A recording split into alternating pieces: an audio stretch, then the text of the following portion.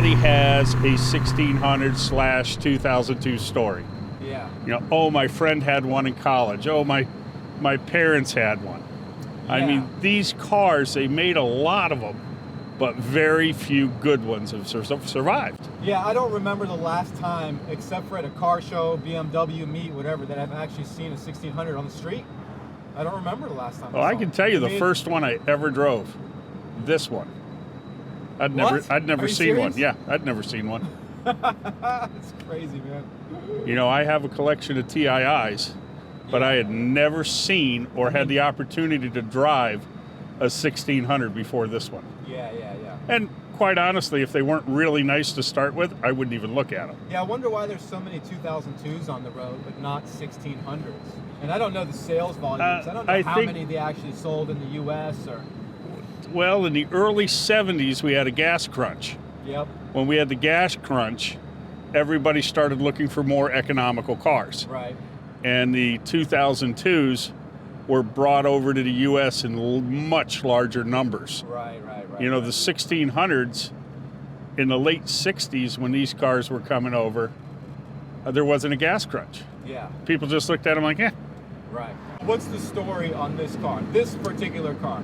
This particular car was bought new in Sweden in 1966. The original owner's mother made these seat covers out of a blanket, and they have been on this car literally since it was probably a few days old. Wow.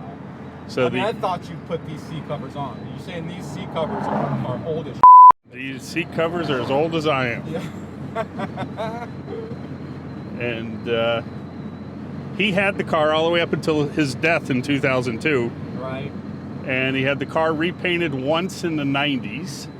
Okay, and it's the original Derby, right? The original Derby color, inside the engine compartment, trunk compartments, all that paint's original. Just the exterior was repainted. Right.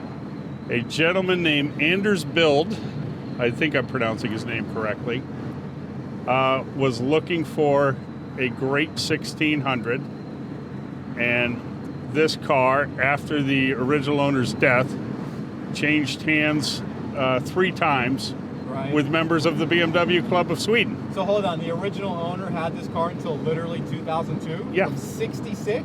66 to 02. Jeez, man. He had the car, since they didn't put any salt on the roads up by the Arctic Circle where he lived, this little town he lived. Right. When Anders got the car... So it stayed intact. It was in good shape. Oh, it was, yeah, it's just like, great. The interior's all original, still. Right. So Anders gets the car, strips it to bare metal, repaints it, finds an NOS windshield made in West Germany on the windshield. Freaking crazy. I'd kill to have one of these. Yeah. And repainted it and did the cosmetics to it. And here it is. I mean, it's just a phenomenal car. It feels actually really well put together for something out of 1966. I will say that. If you drove just overall, the way it runs, the way it drives, the way it looks, the way it feels, like it's like pretty well put together. It's very well put together. Very solid.